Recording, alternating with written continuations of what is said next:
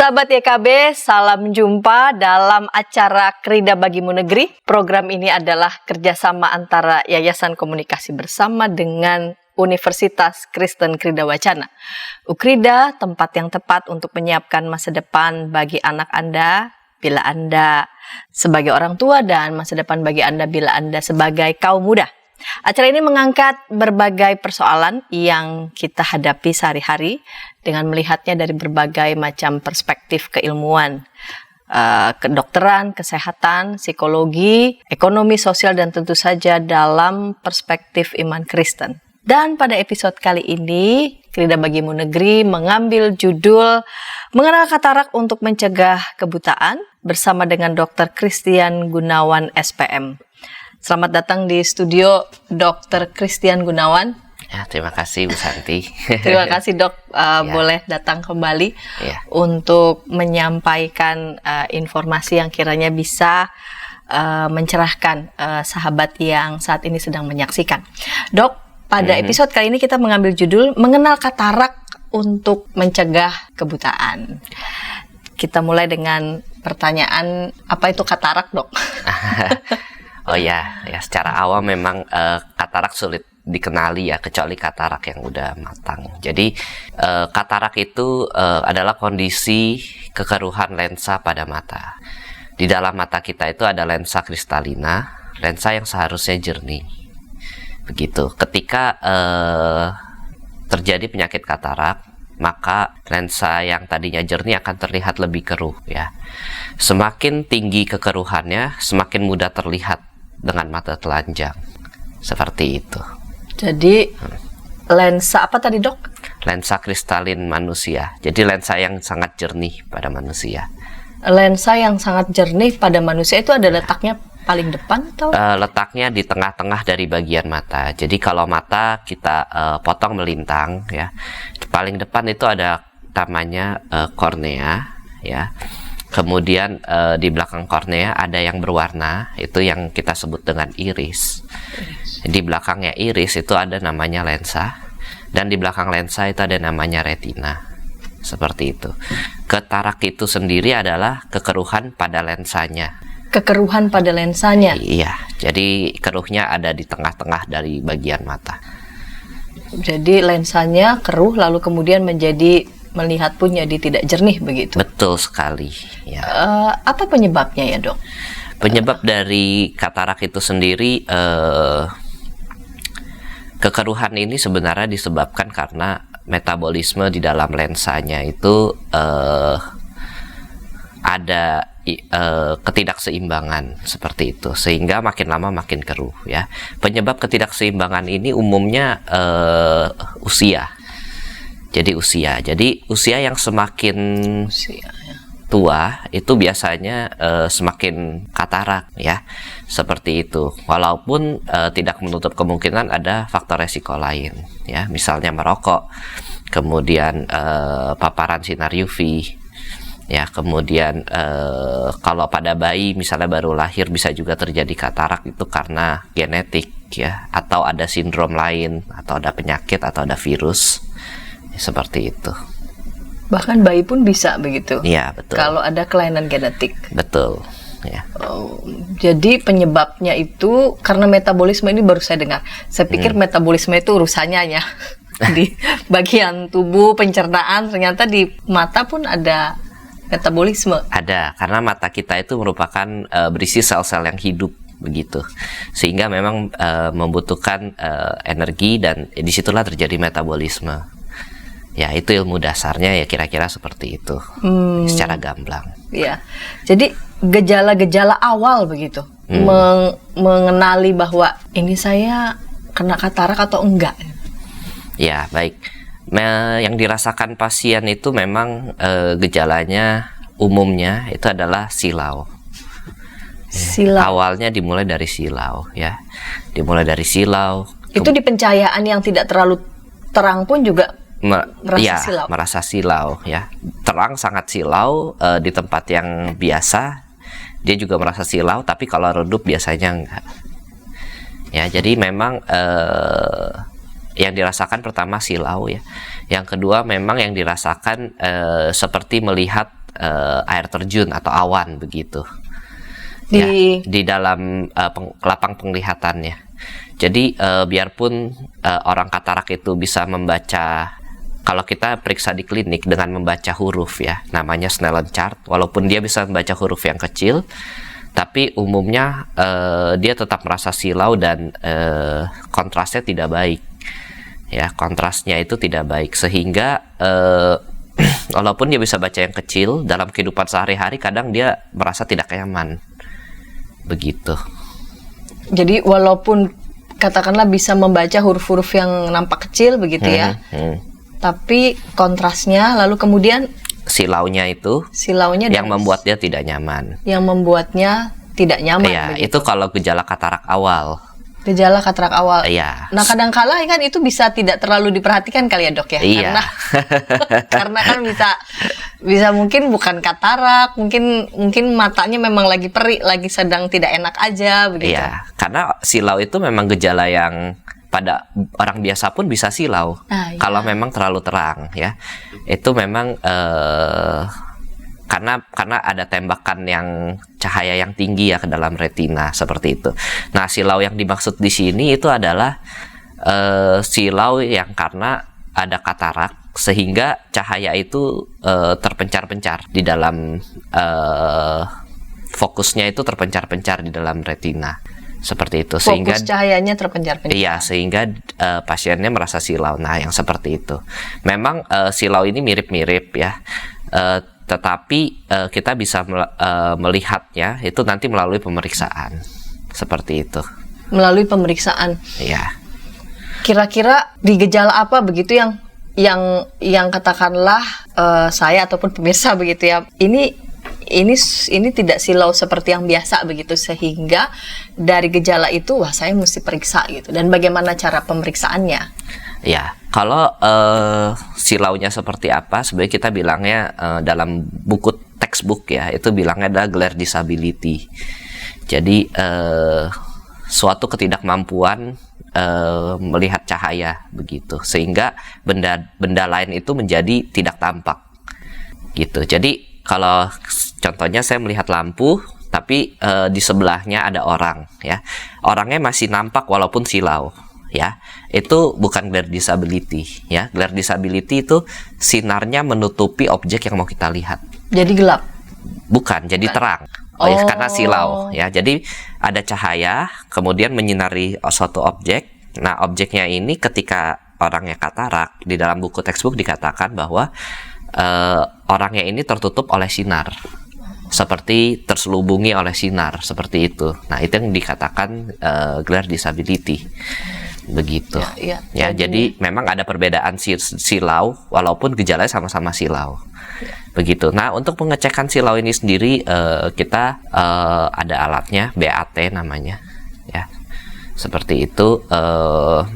Tidak kita lakukan sih, jarang dilakukan untuk di klinik-klinik ya, tapi kalau untuk penelitian biasanya dilakukan begitu.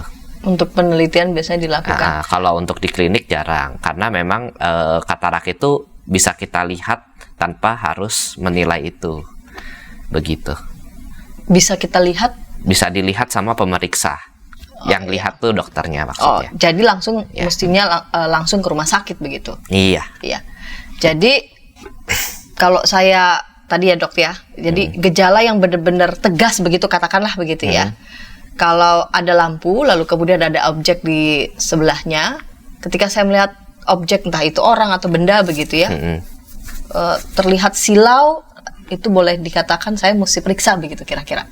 Ya, itu tapi baru gejala awal. Ya, gejala awal katarak yang mungkin grade-nya masih 1 sampai 2 ya. Grade katarak itu ada 5 ya. Nah, kalau udah sampai yang 4, 3, 4, 5 itu mungkin udah bukan silau lagi, tapi penurunan penglihatan. Ya, sehingga sudah bisa dikatakan hampir buta begitu ya. Jadi pertama itu objek itu nampak apa, kita melihatnya seperti silau, betul. Nanti makin lama makin gelap justru iya, justru makin lama makin gelap, gelap. Makanya judulnya mengenal katarak untuk mencegah kebutaan. Iya. Memang gejala awalnya seperti itu. Seperti itu. Seberapa cepat perkembangan katarak dari grade-grade ini, Dok? 1, 2, 3, 4. Iya, ya. Tidak ada patokan pasti. Ya, tidak ada patokan pasti. Memang semakin bertambahnya usia, memang sebagai faktor risiko utama ya usia, semakin bertambahnya usia memang dia akan semakin berkembang. Ya, yang saya temui umumnya tidak cepat. Ya, artinya misalnya dari grade 1 menuju grade 2 mungkin bisa 5-10 tahun. Ya, nggak cepat. Dari grade 2 ke grade 3 mungkin bisa 5 tahun ya. Nah, biasanya orang udah mulai merasa tidak enak di grade 3, 4, 5 dan mereka tuh cepat datang mengatakan bahwa baru 2-3 bulan seperti itu ya. Tapi itu biasanya keluhan yang tidak disadari ya. Dan jadi gejala awal ya. Iya, di gejala awalnya tidak disadari. Nah, jadi memang yang namanya katarak itu belum ada penelitiannya tentang perkembangannya dari grade 1 ke grade 2 itu berapa tahun, tapi dari pengalaman sehari-hari ya kira-kira seperti itu. Ya. Faktor apa yang memengaruhi perkembangan katarak dari grade 1 sampai 5? Apakah ada faktor tertentu yang bisa mempercepat begitu? Ya, kalau kita bicara tentang katarak pada usia tua ya, pada usia lanjut, memang faktor risiko utama hanya usia. Ya, faktor risiko utama. Apa sih yang bisa mempercepat? Ada ya. Tadi sudah saya sebutkan contohnya paparan sinar matahari ya, penggunaan obat-obatan ya. Kemudian merokok ya, kemudian diabetes mellitus, penyakit gula darah ya. Ya, hal-hal seperti itu yang memang bisa mempercepat mempercepat kekeruhan lensa lebih naik derajatnya ya. Sehingga itu menyebabkan kebutaan katarak lebih cepat, seperti itu. Iya, tadi kan dokter menyebut kalau katakanlah usia begitu ya, yang memang faktor resiko kataraknya memang lebih berpotensi lebih besar begitu. Betul. Tapi kan ada yang belum usia tua ini, katakanlah ada kerabat saya begitu ya, usianya masih 40-an begitu ya, tapi sudah harus melakukan operasi. Nah, biasanya apa yang menyebabkan di usia yang relatif begitu ya, masih produktif begitu sudah kena katarak, selain dari soal faktor genetik? Oh iya, terima kasih. Sebenarnya faktor genetik itu hanya muncul pada saat bayi ya, tadi kita bilang ya. Ya, dan itu hanya 33%. 33%. Ya, jadi kalau yang usia 40 memang usia kritis gitu ya, 40 plus. Waduh, sebenarnya katarak itu di dalam literatur dikatakan mulai dimuncul 55 plus atau 60 plus di dalam literatur ya. Kenapa seperti itu? Mungkin karena yang banyak yang datang ya. Dalam pengalaman saya di usia 45, 50 itu bahkan belum 55 itu sudah ada, tapi derajat 1 ya, atau katarak insipien, di mana kataraknya masih sangat lunak, belum terlalu keruh begitu ya. Nah, memang sudah ada. Jadi memang kalau usianya 40 mungkin dia ada faktor resiko lain selain usia seperti itu ya. Gitu. Berarti sakit dalam tubuhnya begitu? Ya, ada faktor resiko lain ya. Trauma pun bisa menyebabkan katarak begitu. Oke, baik, trauma. Traumanya seperti apa begitu? Terbentur maksudnya matanya atau kepalanya. Mata atau kepala yang sebelumnya tidak disadari. Ya, tidak disadari. Nanti dia perlahan-lahan mengeruh sendiri. Ada yang perlahan-lahan, ada yang langsung gitu, trauma. Penglihatannya ya. Iya. Oke, baik Dok, kita tahan dulu, kita akan lanjut pada segmen yang kedua. Namun sebelumnya kita dengarkan pesan-pesan berikut ini.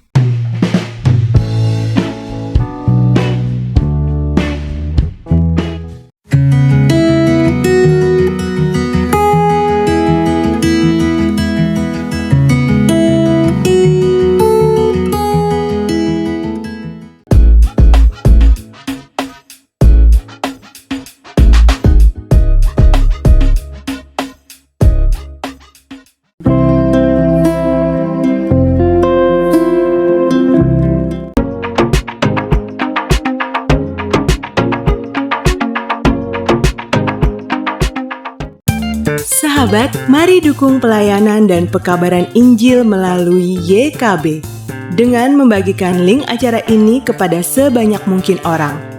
Dukungan juga dapat saudara lakukan dengan mentransfer dukungan finansial ke rekening BCA ke nomor 450 305 2990 450 305 2990 atas nama Yayasan Komunikasi Bersama.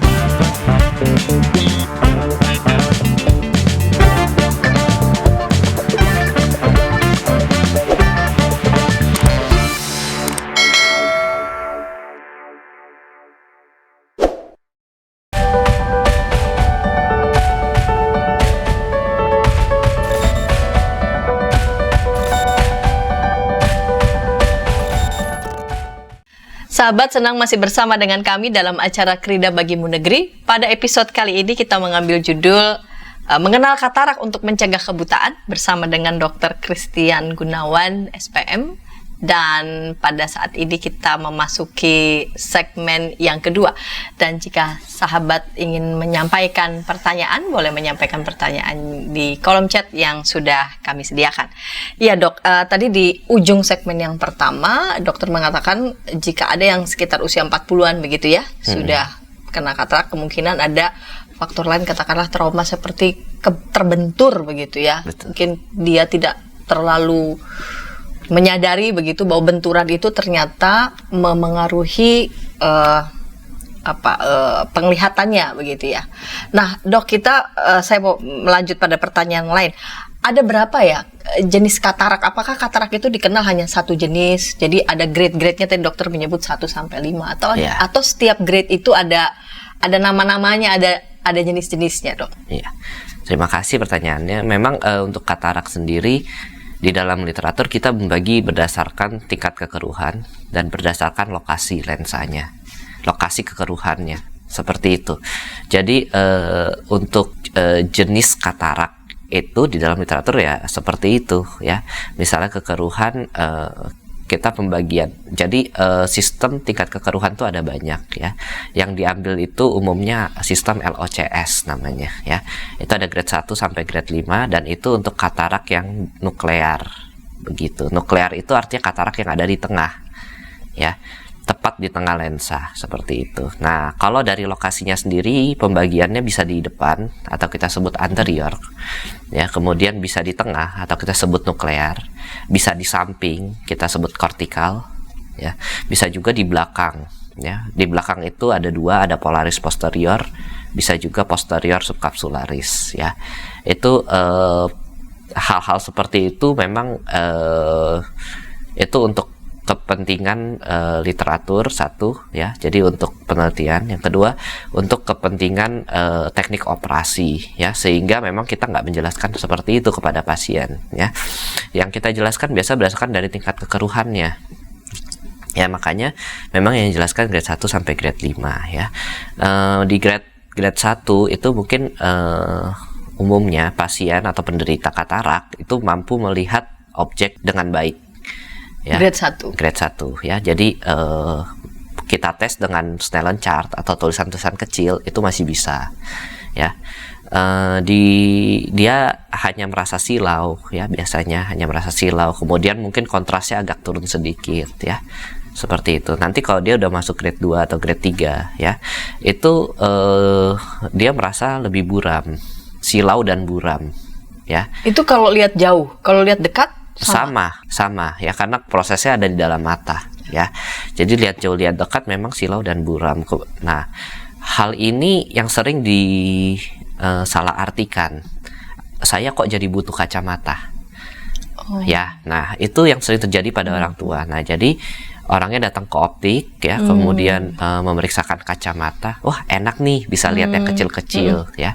Tapi itu tidak menolong pada yang tadi saya bilang, silau dan kontras sensitivitasnya ya, dan kontrasnya tidak ada perbaikan ya, sehingga dia hanya mampu menolong, kacamata hanya mampu menolong pada ketajaman penglihatan ya, pada ketajaman penglihatan. Nah, jadi orang yang silaunya tidak. Tapi ya, jadi orang yang menggunakan katarak, yang menggunakan kacamata, dia akan terus mengeluh akan terus mengeluh. Jadi saya kok udah pakai kacamata masih nggak enak dok. Nah sering datangnya begitu ya, saya udah pakai kacamata udah masih sering nggak enak. Kemudian saya kok udah sampai ganti kacamata 2-3 kali masih nggak enak begitu ya. Jadi memang kadang-kadang yang seperti ini lebih baik segera diperiksa, ketahuan katarak bisa kita angkat begitu, daripada keluar duit untuk kacamata dulu, seperti itu.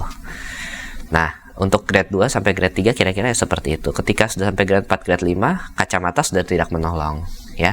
Penglihatan sudah sangat buram ya. Mungkin penglihatan hanya berkisar di 1 meter ya. Untuk melihat di jarak 2 sampai 3 meter sudah tidak terlihat apa-apa ya. Dan di saat seperti itu kita sudah bisa melihat matanya ada putih. Bahkan dari dengan senter, dari kejauhan pun bisa kita lihat ya. Nah, yang sudah tingkat kekeruhannya seperti ini memang sarannya memang operasi ya. Tidak, memang katarak itu banyak negara, banyak PT obat ya yang berusaha untuk bikin obatnya. Cuman sampai sekarang nggak ada yang memuaskan. Jadi dalam pengertian mau itu grade 1 sampai grade 5 harus angkat operasi. Memang jawabannya di operasi sampai sekarang ya. Jadi belum ada yang memuaskan begitu. Belum ada yang memuaskan artinya memang sudah ada produk. Ada produknya dicoba, hasilnya tidak tetap katarak, tetap kataraknya tidak hilang begitu. Apa mungkin karena pengaruh keruh itu ya, jadi harus dikikis Memang kalau operasinya kita sedot ya, kita bilangnya kita sedot ya, kita yang terbaru itu namanya tekniknya vakoemulsifikasi ya, itu adalah dengan dihancurkan dan disedot seperti itu. Memang begitu tekniknya ya untuk operasi, tapi untuk obat memang belum ada yang bisa betul-betul menghilangkan kekeruhan. Ya, seperti itu. Itu ketika sudah dioperasi, butuh waktu berapa lama begitu? Sebab ada yang saya kenal tuh entah kenapa begitu ya, setelah operasi mungkin operasinya kurang lalu kemudian diulang lagi, itu biasanya ada kendala apa? Apakah pada perawatan pasca operasi? Ya, oke. Sebetulnya yang menentukan visus ya, kita bilang visus itu adalah fungsi penglihatan ya. Fungsi penglihatan kita namakan visus. Jadi kita bisa lihat yang kecil-kecil atau tajam penglihatan. Itu dipengaruhi sama 3 hal ya. Preoperatif ya. Jadi kondisi preoperatif, kondisi matanya pasien itu sendiri ya. Terus kemudian saat operasi ya. Kemudian setelah operasi ya, memang 3 hal itu yang mempengaruhi hasil dari operasi ya. Ketika pada saat sebelum operasi matanya kita tahu katarak ya, ternyata kataraknya grade-nya sudah sangat tinggi, kita nggak bisa lihat saraf di belakang mata ya. Nah kalau saraf di belakang mata rusak, kita operasi katarak, memang dia nggak naik banyak banget, nggak kembali seperti normal ya. Itu kondisi namanya preoperasi ya. Kemudian ada juga kondisi-kondisi lain, misalnya orang diabetes ya gitu. Orang diabetes itu umumnya ada juga namanya kondisi retinopati. Retinopati di mana retinanya sudah penuh dengan komplikasi dari gula darah, sehingga fungsinya untuk menangkap cahaya sudah kurang baik ya gitu. Jadi itu kondisi-kondisi preoperatif ya. Kemudian kondisi pada saat operasi ya. Pada saat operasi bisa dikatakan ini pengaturannya ada pada dokternya dan kemudian pada perawatnya ya, dan juga pada alat ya. Jadi memang 3 hal ya. 3 hal ini yang menentukan berhasil atau enggak ya. Operasi. Memang kalau operasi berhasil belum tentu hasilnya baik. Ya, memang kalau operasi berhasil belum tentu hasilnya baik. Tadi yang sudah saya bilang, kondisi preoperasi menentukan ya. Di dalam intraoperasi berhasil baik ya, pasca operasi tidak baik, tetap tidak baik ya. Pasca operasi itu yang paling menentukan adalah kondisi yang namanya infeksi ya, infeksi. Jadi memang harus betul-betul dijaga setelah selesai operasi katarak ya. Karena kalau infeksi ya betul. Karena kalau infeksi memang buta ya, memang buta, nggak bisa diapa-apain ya. Ada yang bisa kembali kalau cepat kita tangani infeksinya. Ada yang bisa kembali, ada yang tidak kembali karena sudah terlambat, ya. 2-3 hari saja itu hitungannya sudah terlalu berat. Begitu. Jadi memang kalau orang habis operasi katarak, ada infeksi langsung segera datang. Rasanya merah, sakit, kemudian pandangan kembali buram, begitu. Harus segera langsung. Iya. Nah, kondisi apa sih pada saat operasi yang bisa menyebabkan operasi tidak berjalan lancar, ya? Yang paling kita takutkan itu adalah perdarahan.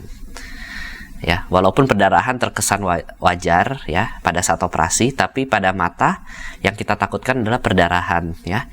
Perdarahan yang terjadinya di saraf mata. Itu penyebabnya apa, Dok? Bisa terjadi tiba-tiba perdarahan? Itu biasanya orangnya tegang. Orangnya tegang, kemudian tekanannya tinggi. Tekanan bola mata. Tekanan bola mata. Tekanan bola matanya jadi, tinggi. Saking tegangnya. Saking tegangnya, ya.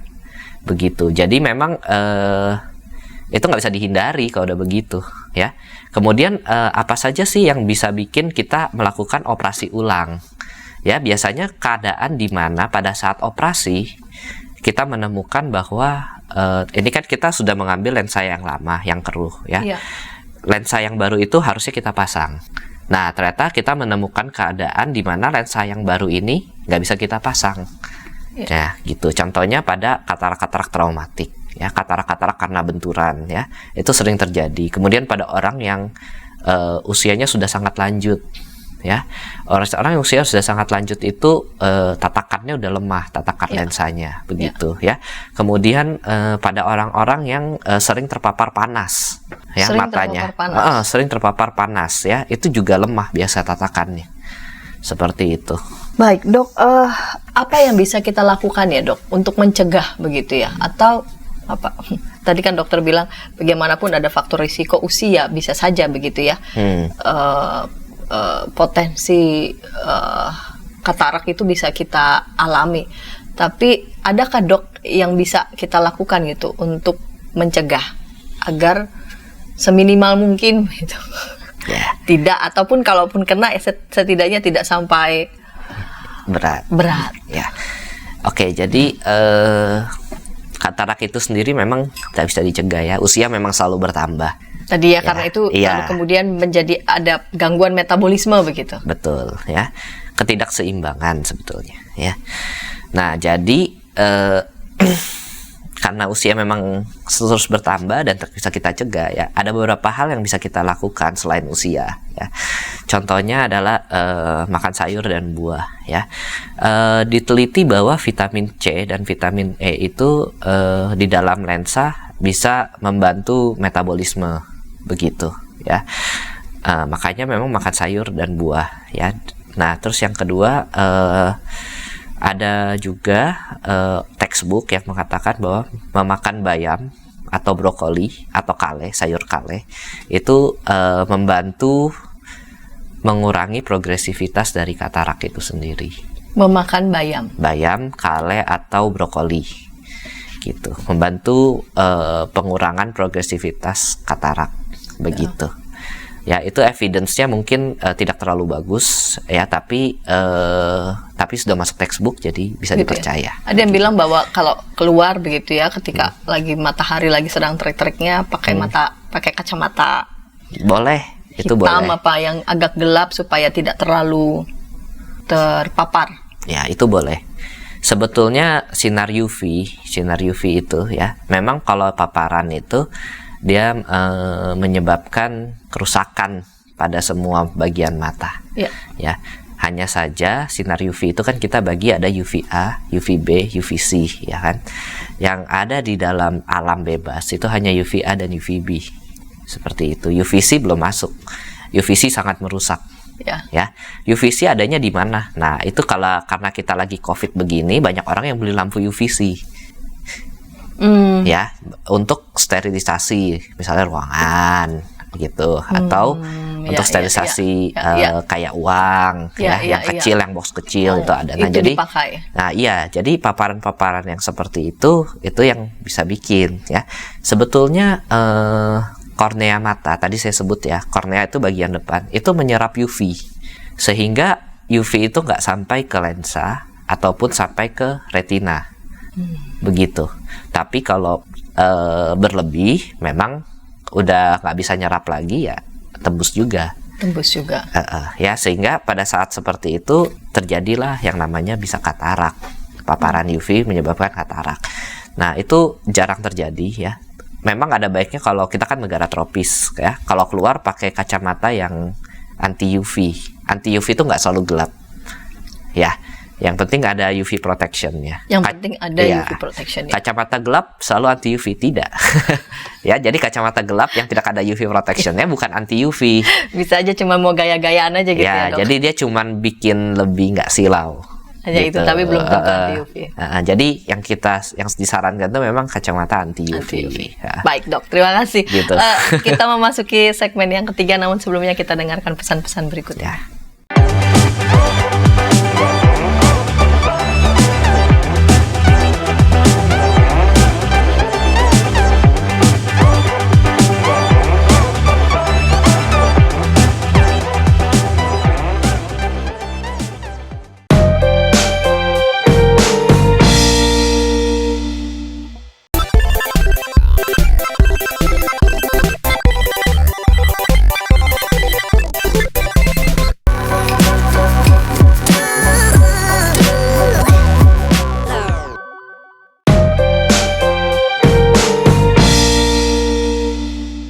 Sahabat, mari dukung pelayanan dan pekabaran Injil melalui YKB dengan membagikan link acara ini kepada sebanyak mungkin orang.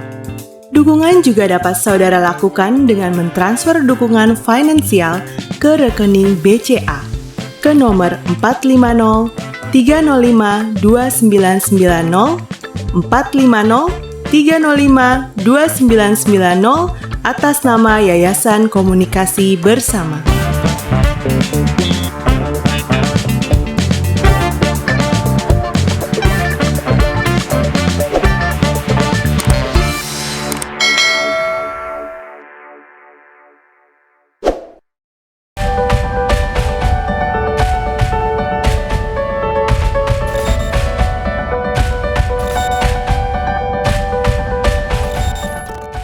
Sahabat YKB, jumpa kembali dalam acara Krida Bagimu Negeri. Kita sudah memasuki segmen yang ketiga dengan judul Mengenal Katarak untuk Mencegah Kebutaan.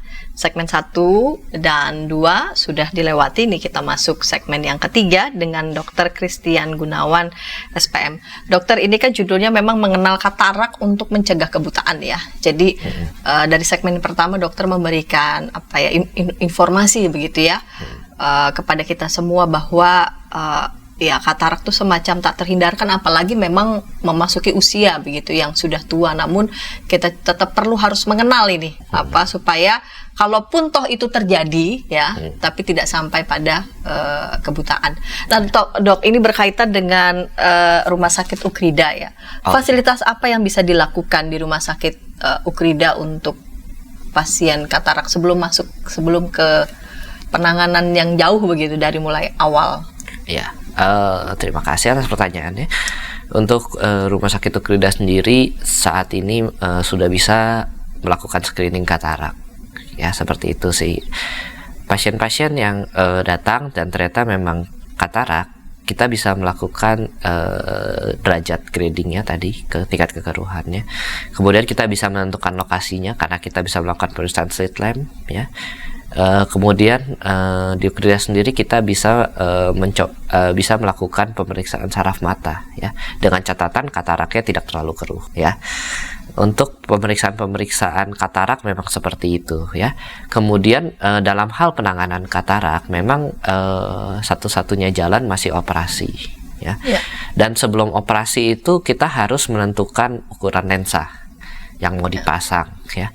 Nah, Ukrida sudah bisa melakukan itu. Kami sudah mempunyai fasilitas untuk memeriksa panjang bola mata, memeriksa kelengkungan kornea ya. Kemudian bisa kita hitung menjadi suatu rumus lensa sehingga ukuran lensa yang dipasang puji Tuhan menjadi tepat. Ukuran lensa yang dipasang. Iya, jadi Ukrida juga RS Ukrida juga sudah mempunyai fasilitas itu. Ya, puji Tuhan menjadi tepat sehingga gangguan kacamata menjadi lebih sedikit ya. harapannya dengan ukuran yang tepat setelah dioperasi tidak pakai kacamata. Itu harapannya. Walaupun memang umumnya setelah operasi memang pakai kacamata, kan? Ya. Tapi dengan ukuran yang tepat harapannya tidak seperti itu. Kalau memang ada hal lain yang membuat menggunakan kacamata, memang itu karena hal lain, begitu. Misalnya silinder kornea yang tidak bisa dikoreksi, gitu ya, dan lain-lain. Nah, fasilitas lainnya itu yang bisa kita lakukan adalah operasi, tentu saja ya. Operasi katarak yang bisa kita lakukan, kita menggunakan teknik Phaco, namanya phacoemulsifikasi, merupakan teknik yang paling baru ya dalam operasi katarak. Jadi kita bisa melakukan Phaco, kita juga bisa melakukan teknik konvensional. Ya, konvensional itu menggunakan pisau. Yang konvensional. Iya, jadi memang bisa dengan dua teknik itu ya. Apakah Phaco selalu lebih superior dibandingkan teknik konvensional? Belum tentu ya. Apakah konvensional lebih superior? Belum tentu. Jadi ini kasus per kasus ya. Perbedaannya berarti menangani kasus. Iya, dalam kasus tertentu lebih baik teknik konvensional. Dalam kasus tertentu lebih baik teknik Phaco. Apakah kasus yang ringan saja konvensional? Ya, semakin kataraknya semakin ringan, semakin mudah kita lakukan Phaco. Gitu. Makanya untuk katarak-katarak yang berat ya. Jadi sebelum terjadi kebutaan katarak, kalau memang datang, kita bisa melakukan Phaco dengan hasil yang lebih memuaskan. Seperti itu ya untuk fasilitas Eukrida. Phaco itu pakai alat apa itu, Dok? Phaco itu alat mesin yang bisa menghancurkan lensa dan menyedotnya. Seperti itu. Jadi kalau kataraknya derajatnya makin tinggi. Kataraknya makin keras. Sehingga mesin itu semakin sulit menghancurkan lensa ya. Sehingga memang kadang-kadang teknik yang konvensional lebih superior untuk katarak-katarak keras. Untuk katarak keras. Ya, gitu. Jadi di Eukrida kita bisa melakukan pencegahan kebutaan. Ya, katarak itu visusnya beragam ya, mulai dari 6/6. 6/6 itu adalah visus terbaik sampai light perception ya, hanya bisa melihat cahaya ya. Nah, visus yang seperti 300 light perception ya. Nah, itu adalah visus-visus yang kita katakan sudah buta. Begitu. Ya, yang jaraknya hanya bisa melihat di 1 meter. Begitu. Nah, jadi sebelum nyampe ke situ, kita bisa lakukan teknik Phaco ini. Teknik Phaco. Iya, begitu ya. Kemudian fasilitasnya itu adalah pasca operasi kita bisa melakukan penanganan ya. Bisa kita lakukan penanganan ya di rumah sakit Eukrida untuk pasca operasi katarak. Ya, biasanya hari pertama, hari ke-7, kemudian hari ke-14 ya.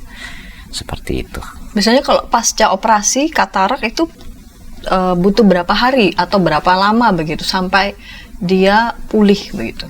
Ya. Lalu kemudian katakanlah melepas penutup kacamata dan sebagainya. Ya, oke. Terima kasih. Hal ini tergantung memang berbagai faktor ya. Banyak sekali faktor yang mempengaruhi hal ini. Kalau memang tidak ada penyulit, umumnya hari ke-7 itu sudah baik. Kalau memang tidak ada penyulit, ya. Kalau dengan penyulit bisa memakan waktu yang lebih lama ya. Ada yang 1 bulan, ada yang sampai 3 bulan. Ya, rata-rata 3 bulan paling lama ya. Apabila memang ada kelainan saraf mata ya, maksudnya setelah kita operasi katarak kita menemukan ada kelainan saraf mata, itu berarti masalah lain lagi sebetulnya, tapi pasiennya tetap terganggu penglihatannya ya, sehingga memang kalau yang seperti itu, kalau di Eukrida kita tidak bisa kita rujuk. Apakah yang kena katarak selalu ada problem di potensi problem juga saraf mata kah, Dok? Tidak, kebanyakan tidak ya. Makanya saya bilang jika ada penyulit ya. Penyulit itu datangnya dari mana? Umumnya orang-orang yang sakit gula darah. Ya, jadi memang orang yang umumnya sakit gula darah itu penyulitnya cukup berat untuk katarak begitu. Ya.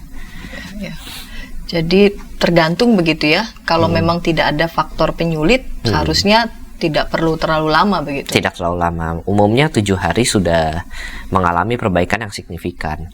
Ya, artinya dari tidak bisa melihat, dari silau itu sudah menjadi terang kembali. Sudah menjadi terang kembali dan tidak harus memakai kacamata juga begitu? Ya, nah tuh kalau kacamata atau tidak itu kan sebenarnya ketepatan ukuran lensa, ya. Ya. Jadi waktu pemeriksaan, ya kita udah punya fasilitas itu, harapannya memang nggak pakai, harapannya, ya. Ya. Kita selalu menjelaskan bahwa memang bisa pakai lagi, bisa, ya. Terutama untuk baca dekat biasanya, ya. Tapi untuk lihat jauh kita harapannya nggak pakai. Baik. Begitu. Dok, ini kan kita masih dalam situasi COVID ya. Kira-kira apakah ada pengaruh begitu kalau katakanlah di usia tertentu begitu, kalau dia sudah kena katarak lalu kemudian dia kena COVID, apakah ada pengaruh nggak? Kalau untuk segi kataraknya sendiri nggak ada. Jadi kataraknya nggak tambah keruh, ya. Nggak tambah keruh, kemudian nggak tidak membuat penyulit pada saat operasi juga tidak, ya. Pasca operasi juga nggak apa-apa. Nggak masalah, ya. Nah, COVID pada mata, ya, itu tidak terkena pada lensa, ya. Terkenanya itu pada bagian depan yang kita sering sebut sebagai mata merah, ya, konjungtivitis, ya, atau keratitis. Ada beberapa laporan kasus mengenai keratitis pada COVID, ya, seperti itu. Juga ada beberapa laporan kasus saraf belakang mata yang terkena, ya. Jadi kalau COVID terkena pada lensa belum ada laporan kasusnya sampai sekarang, udah jalan 2 tahun, begitu. Tapi terkena saraf. Tapi bisa kena di saraf belakang mata, ya, optik neuropati, bisa kena ke otot-otot mata, ya, bikin mata juling, ya. Kemudian bisa ada juga laporannya, ya, ada laporan kasusnya. Kemudian bisa juga terkena yang paling sering mata merah. Mata merah. Iya, konjungtivitis itu paling sering. Angkanya walaupun paling sering angkanya hanya 2% sampai 3%. Kecil sekali. Kecil sekali, ya. Baiklah, Dok. Ini pemirsa benar judul mengenal katarak untuk mencegah kebutaan. Semoga apa yang kami sajikan begitu ya lewat Dr. Christian Gunawan ini bisa menolong pemirsa sekalian.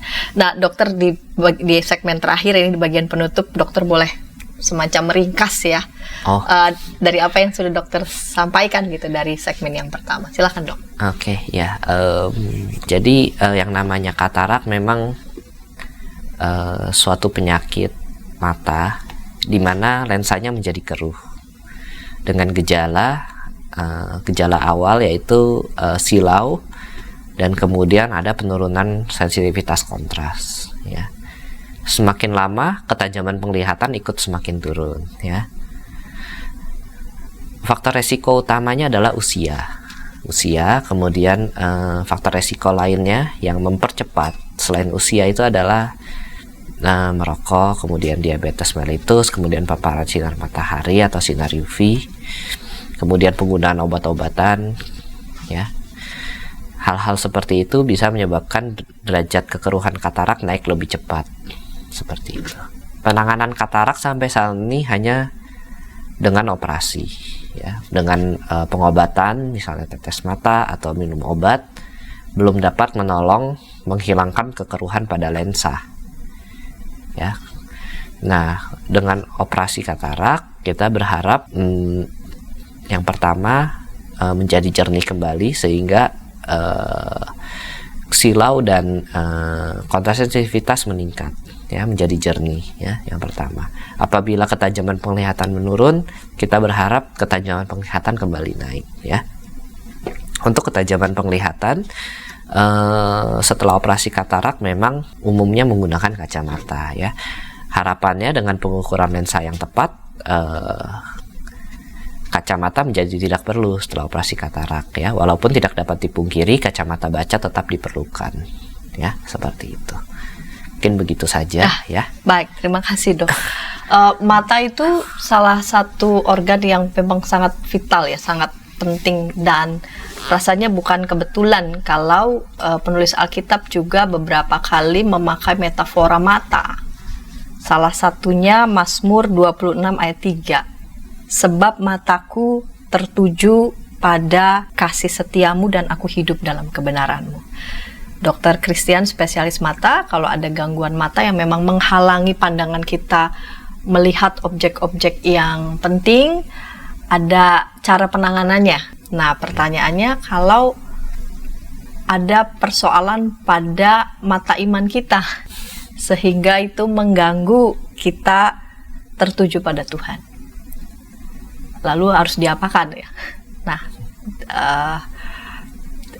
datanglah kepada Tuhan agar meminta mata iman kita itu makin jernih dan makin bening, memandang kepada Tuhan, memandang kepada apa yang Dia mau, memandang pada apa yang Dia kehendaki. Dan biarlah melalui apa yang sudah disampaikan oleh Dr. Christian, ini juga makin membuat kita makin menghargai dan makin menghargai organ tubuh yang sudah Tuhan karuniakan kepada kita, dan tidak memandang sepele ya organ tubuh yang Tuhan sudah berikan kepada kita. Terima kasih Dr. Christian untuk kehadirannya di studio, dan kiranya boleh menginspirasi dan melengkapi pemirsa sekalian. Sampai jumpa di episode yang selanjutnya dalam acara Krida Bagimu Negeri.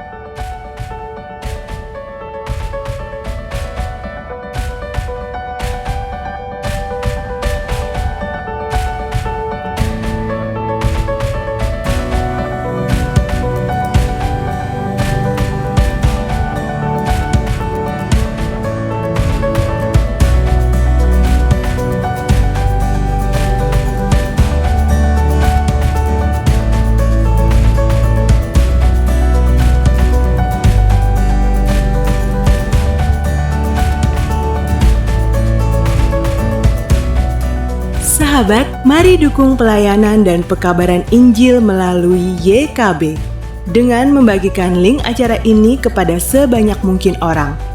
Dukungan juga dapat saudara lakukan dengan mentransfer dukungan finansial ke rekening BCA ke nomor 450 305 2990 450 305 2990 atas nama Yayasan Komunikasi Bersama.